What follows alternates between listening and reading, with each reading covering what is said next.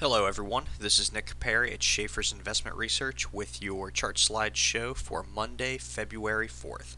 Today I am back with my weekly check of the broad market indices. Okay, I admit I'm using the term weekly check rather loosely. I should have gotten to this on Friday, but I was kind of watching the market and I kind of wanted to see how Friday played out. My previous slideshow was a week ago on Thursday. And at the time, we were talking about resistance.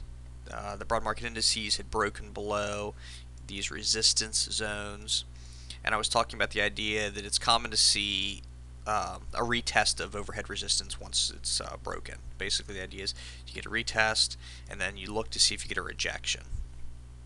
And I also talked about the idea that I tend to view these as zones versus lines in the sand. So anyway, when we left this, we were talking about, we'd seen the indices starting to bounce, and we were talking about this overhead resistance as being something that had to be contended with.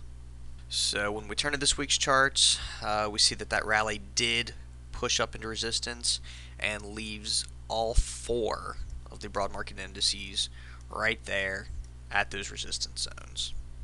So as far as what to watch this week, from my perspective, it's pretty obvious. It's this overhead resistance. We've seen a pretty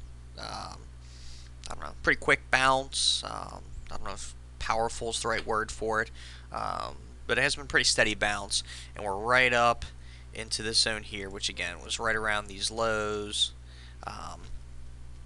This was a site where buyers were willing to step in. Anybody still holding, the whole idea behind former support becoming resistance is that you had buyers step in at that level. It's been broken, they're at a loss, it rallies back to it, it's their chance to sort of get out and be made whole again. That's the theory behind it. Whether you buy into that or not, the idea is that these are levels that people are watching, so it gives us a chance to see who's willing to do what. So that's what I'm going to be keeping an eye on this week. How do all four of these indices hit?